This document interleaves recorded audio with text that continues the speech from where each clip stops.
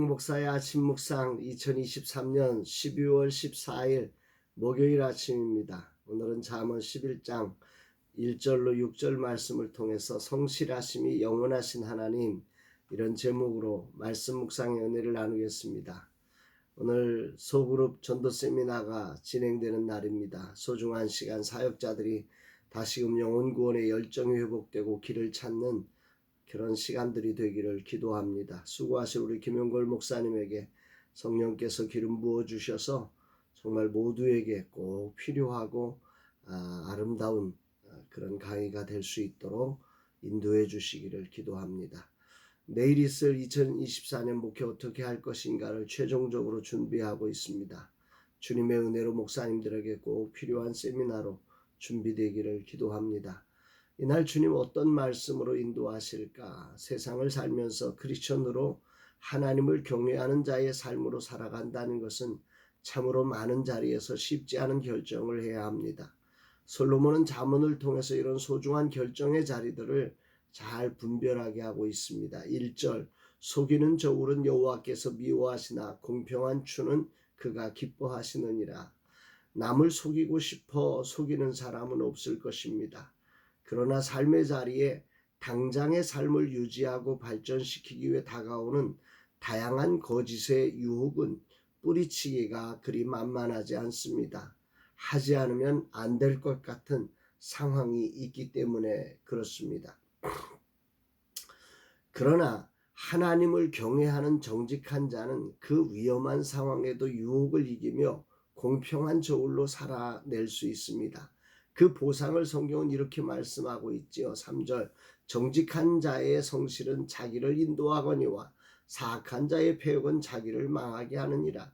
정직한 자의 성실에 대해서 하나님은 그를 인도하신다 말씀하고 계십니다. 하나님의 성품 중 하나가 성실하심 아닙니까? 그분의 성실은 영원한 것입니다. 그러므로 하나님을 경외하는 정직한 자의 성실에 대해 하나님은 그 영원하신 성실하심으로 그를 인도해 주시는 것이지요. 분명 정직한 자의 성실함이 미련해 보이고 어리석어 보이고 손해나는 것 같아 보일 때가 있습니다.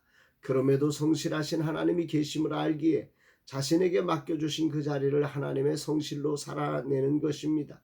당장의 얄팍한 이익을 보느라 하나님의 성실하심의 보장을 믿지 못하는 이들을 향해 솔로몬은 이렇게 말씀하고 있지요. 4절, 재물은 진노하시는 날에 무익하나 공의는 죽음에서 건지느니라. 그렇습니다. 정직한 자, 하나님을 경외함으로 하나님의 성실로 세상을 살아가는 삶은 성실하신 하나님께서 그를 지켜주십니다. 그 하나님을 경외하는 자의 정직한 삶을 완전한 자의 공의라고까지 말씀하시며 이런 약속을 주고 계시죠. 5절, 완전한 자의 공의는 자기의 길을 곧게 하려니와 악한 자는 자기의 악으로 말미암아 넘어지리라. 진정한 세움이 바로 하나님을 경외함으로 정직한 자의 삶을 살아가는 것이라 말씀하고 있습니다. 주님의 부르신 삶을 우리가 살아가면서 가장 힘겨울 때가 내가 걷는 길이 손해처럼 보이고 무익해 보일 때입니다. 이 정도였으면 세상이 알아주어야 하는데 아무도 알아주지 않을 때 하나님을 경외함으로 정직한 자의 성실을 지켜가기가 위태로워지곤 하지요. 회개감사를 하면서 지적되는 여러 지적에 대해 처음에는 저항도 했습니다. 이렇게까지 하는데 뭘 더하라는 것인가?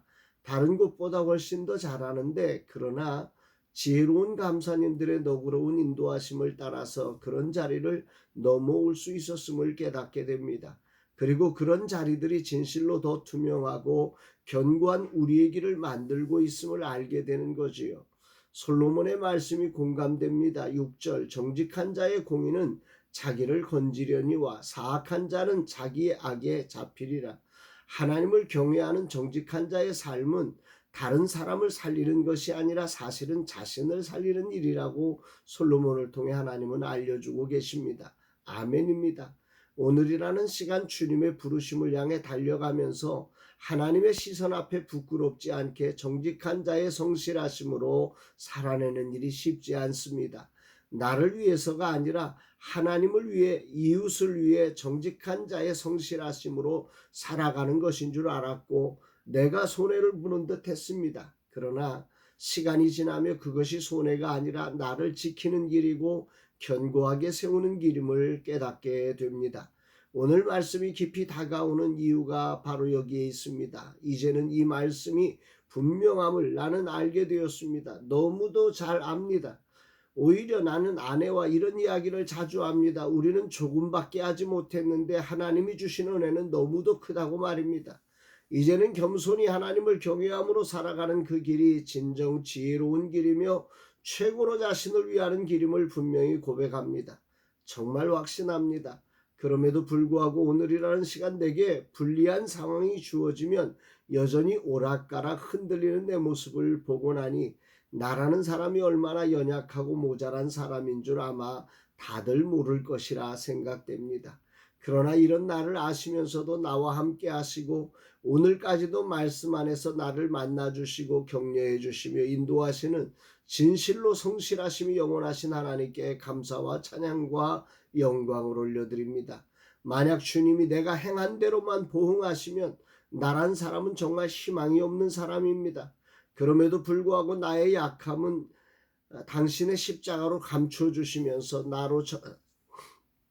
나의 작은 정직한 헌신의 자리를 크게 보시고 인도해 주시는 그 사랑에 오늘도 감격하지 않을 수가 없습니다. 주님, 그저 감사합니다. 내 입술로 그 큰 사랑을 어찌 표현해야 좋을지 모르겠습니다. 주님 감사드립니다. 사랑합니다. 오늘도 그 큰 사랑을 알기에, 그 성실하심을 알기에 내 눈에 보이는 대로 내 생각에 떠오르는 대로 살지 않고 주님이 주신 말씀을 따라갑니다. 주님 감사드립니다. 오직 당신의 뜻이 이루어지게 하옵소서 고백합니다. 사랑하는 여러분, 여러분들의 삶은 오늘 어떠십니까? 진실로 우리의 삶 속에 우리의 그 작은 그 성실을 기뻐하시면서 그 성실하신 하나님께서 우리의 삶을 인도해 가시는 그 큰 은혜를 여러분은 알고 계십니까? 성실하심이 영원하신 하나님을 바라보며 오늘이라는 자리 정말 불편할 수도 있고 답답할 수도 있고 억울할 수도 있지만 성실하신 하나님이 계시기에 오늘도 그 성실하신 하나님의 성실하심을 따라 정직한 자로 오늘이라는 자리를 멋지게 살아내는 저와 여러분들 되시기를 주의 이름으로 축복합니다. 사랑합니다, 여러분.